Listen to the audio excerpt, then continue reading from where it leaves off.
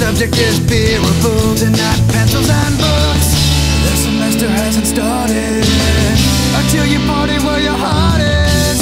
I don't wanna take a test unless the question is where's the party. Greetings YouTube, and welcome to another segment of my What I've Been Watching segment. My name is Mike Smith, and I'm here to talk to you about 4 movies and a television series that I think you should take into consideration. Or, well, I'm going to tell you what they're about, and then you can...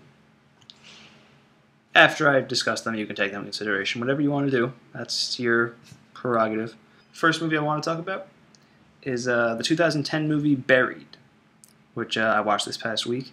Directed by, I believe, Rodrigo Cortés and starring Ryan Reynolds. Essentially, for those of you unfamiliar, Buried is this movie about this guy played by Ryan Reynolds. He's a truck driver in Iraq, and he gets kidnapped by these Iraqi dudes, and he gets buried underneath the ground and has like 90 minutes to live. He has to make this tape to send out, and they say they'll help him.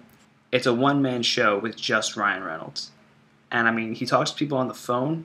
He's packaged with, they give him a couple of supplies. He has like a pen, a phone, and a lighter. I think a flashlight too. So, you know, he has those things. He talks to a few people on the phone, but for the most part, this is the Ryan Reynolds show. This is Ryan Reynolds by himself for 90 minutes. And he's really good. I mean, a lot of people have given him some shit lately for the Green Lantern, which that's rightfully shit-worthy. But, you know, Green Lantern, and there was The Change Up, and both those movies did pretty bad at the box office. So, you know, some people haven't been the biggest fan of Ryan Reynolds. I've always liked the guy. I haven't liked all the movies I've seen him in, but I always like him as an actor. I think he's cool. I like him in Adventureland. He's good in that. He's X-Men Origins Wolverine. Terrible movie. But the 5 minutes where Ryan Reynolds there as Deadpool, fantastic. I really hope that Deadpool movie gets made with Ryan Reynolds in it, you know, because he's fantastic as Deadpool, and I just think he can bring so much to that role that he couldn't do in Green Lantern. So that's my little aside. But in any case, Ryan Reynolds is really good in this movie. He really shows off that he is an actor. I mean, he chooses a lot of easy roles, you know, comedies and stuff, but here he's, you know, in an intense drama. And, you know, the camera work in this movie is really inspired because you're in this box for the whole 90 minutes, so that you think there's not really much you can do with it, but they make use of every angle possible. You know, everything is, you know, good about it. I highly recommend Buried. So, Ryan Reynolds, great in the movie. You know, the camera work is really good. It's very intense. It gets you, like, right up close with him. There's a cameo by Stephen Tobolowsky, or his voice, anyway, so that's always fun. I like Stephen Tobolowsky. So, yeah, I think, I could probably go into more detail at some point, but I do gotta get to the other stuff. So, Buried, I'd recommend. Definitely check that movie out. Second movie I want to talk about is, it's an established classic. The rest of these movies are all kind of established in their own right, so... But these are movies I had not seen previously and finally got around to. So, the second movie I want to talk about is The Exorcist, directed by William Friedkin, I believe his name is. You know, there's not much I can say about The Exorcist that hasn't already been said. You know, it has a reputation for being the scariest movie of all time. And for the 70s, when it came out, 73, I could see that. You know, I think, you know, back then, yeah, it was probably, like, really scary. I don't know. I don't think it's aged very well. I think it's still a good movie. But it's just, it definitely feels dated to me. It definitely feels like a 70s movie. Which isn't a bad thing. It's just that, I don't know, there are times when I felt a tad uninterested, mostly when yeah, I don't know. It just didn't click with me like I was hoping it would. I did really enjoy the scenes with Reagan and the actual, when she's actually doing stuff. I guess my main problem with the movie is not a lot seemed to happen at any given moment. I mean, you knew that Reagan was possessed, and they spend the whole movie trying to get her not possessed, but there didn't seem to be much going on. It just seemed to be the same kind of stuff over and over again until the ending.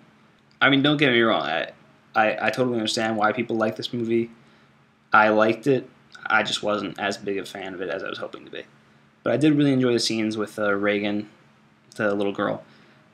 And, her scenes were effective. They were, creepy. There's some good stuff going on. But overall, I wouldn't... I would recommend to see it. But it doesn't rank as high on my list as I was hoping it would. But that's all I have to say about The Exorcist. The third movie I want to talk about is the Danny Boyle movie Trainspotting, which I had not seen up until this point. And I loved this movie. Loved it. More than Buried in The Exorcist, I loved this movie.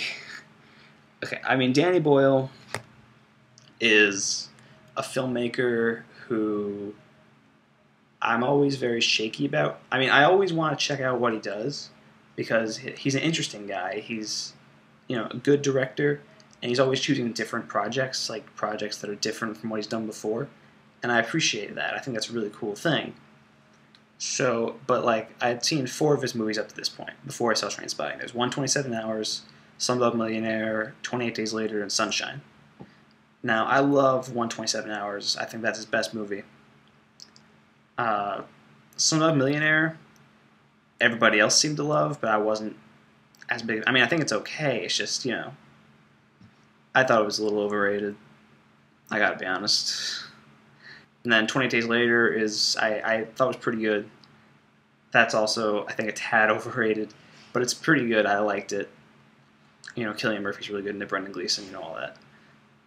And then Sunshine, I absolutely hated. I hated Sunshine. I wanted no part of that movie after I saw it. Just really, really hated Sunshine. Just didn't. That movie didn't work for me. Trainspotting, I loved. I loved Trainspotting. It's right about up there with 127 Hours for me. Basically, the movie's about these heroin addicts led by Ewan McGregor, and Kelly MacDonald's also in this movie, which I didn't know until I watched it. But I'm a fan of Kelly MacDonald from Boardwalk Empire and No Country for Old Men, so that was cool. But anyway, the writing in this movie is so good. It's so... I don't know. It's one of those movies where just... You have to see it to really explain it, I guess. The writing is just so good. There's lengthy passages. Ewan McGregor's narration is fantastic. All the characters are really interesting. Yeah, I mean, it's great. I love this movie. I highly recommend Trainspotting. I mean, I might think that it's Danny Boyle's best. I'd have to rewatch 127 Hours in order to really judge. But I'd say it's up there with 127 Hours. So that's my Trainspotting. That's my brief thoughts on Trainspotting. The fourth movie I want to talk about. I had no plans on watching this movie, but I have a documentary film and TV class in my college. And so for the first lesson, we watched the first documentary ever filmed, that's what it's credited as, Nanook of the North, directed by Robert Flaherty. It's a 1922 silent film, and it's a very important movie because it is like the first credited documentary. It's about this guy Nanook, who's like an Inuit. He's a member of the Inuit tribe. He's an Eskimo, and it's following him and like how he survives and his family and stuff. It's an interesting movie. I mean, obviously, it was made in 1922. It doesn't play to modern sensibilities very well, but it is interesting to watch as a piece of film history. So there's that. I think what's actually interesting about it is it's a documentary. It claims to be a documentary, but a lot of it's like made up or staged. I know the family is Robert Flaherty, the director. Like, it's his wife in the movie that plays Nanook's wife. Or he has like two wives in the movie, Nanook. But yeah, it's kind of weird, and they're like they stage pieces of it because he felt that like he wanted to capture the Inuit tribe as it would have been before other cultures kind of came in and took over. So instead of using guns and stuff, they have harpoons. And I mean, it's an interesting movie. I would recommend it if you're a film scholar. Allow me a second to readjust my monocle. But yeah, I would recommend it if you're interested in the history of film. But if you're just looking for like a casual thing to watch, I wouldn't. Like, I don't know, if you're having like a party or something at your house and you turn on Nanook of the North, I think people are probably going to leave. So, just a little word of warning for you there. So that wraps up all the movies. The fifth thing I want to talk about is Curb Your Enthusiasm, which I love this show. I mean, I didn't start watching it until last season when they did the Seinfeld thing, the Seinfeld reunion. And I thought that was pretty awesome, so I kept watching. I've seen a few other episodes, like earlier episodes here and there, but mostly I've just seen season 7 and 8.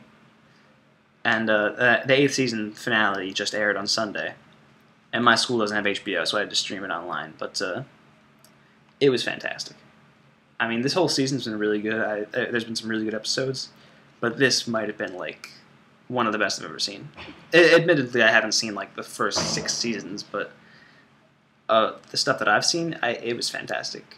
I mean, I don't want to go into too much into spoilers for anybody who hasn't seen this thing, but basically, this one of the big problems this season was that Larry David went to New York. He's in Los Angeles for most of the series, but he went to New York for like a 3-month thing. And so in this last episode, it's revealed that he lives right under Michael J. Fox's apartment, and so he's like getting at odds with Michael J. Fox this entire episode, and it's amazing. I mean, I guess there's not too much spoilers to say they make fun of his Parkinson's a lot, and J. Fox does it too. I mean, he does it a lot. Like he's joking about it. He's having fun with it, and I think that's awesome. I mean, obviously he has a disease. It's a very terrible disease, but he's like, joking around about it, and it's hilarious. It's so funny. Larry David's so funny in this, and there's a bunch of other subplots which are also really funny. And then like the ending of the finale is like call back to the previous episode of the season, and that was really awesome. I mean, I just if you're not watching Curb Your Enthusiasm, you really should. It's really funny. If you like Seinfeld, you like Curb because it's Larry David was the creator of Seinfeld, and it's kind of a similar thing, except it's like way raunchier and way more politically incorrect. I highly recommend checking it out. At least check out this episode because it was fantastic. Michael J. Fox, great. He was great in it. Larry David was great. All the supporting cast was great. Everybody was great. Curb Your Enthusiasm was a great show, is what I'm saying. So I think that about wraps it up. So for a recap, I very much enjoyed Buried. The Exorcist I liked, but I wasn't as big a fan of as I wanted it to be. Trainspotting I loved. Check that out immediately. Nanook of the North is good if you want, to get in on like some film history, but otherwise maybe not. And then Curb Your Enthusiasm, fantastic. I love it. Check it out. All right, so that's the end of my What I've Been Watching segment. I'm going to see Drive this Friday, probably, either Friday or Saturday. So I'll probably do a review of that soon. And if I get to see Warrior at some point soon, I'll do a review of that. Oh, the new season of It's Always Sunny in Philadelphia starts up on Thursday. I'm very excited about that. So, I mean, if you're a fan of It's Always Sunny, you already know. It's going to be hilarious. Rob McElhenney, the guy who plays Mac, gained like 50 pounds for this season, and it's going to be so. Like, I'm pumped. It's going to be really good. So yeah, that's the end of my What I've Been Watching segment. I hope you take these movies or TV shows into consideration if you, need something to do. And yeah, that's about it. So I'm Mike Smith, and I'm really hungry.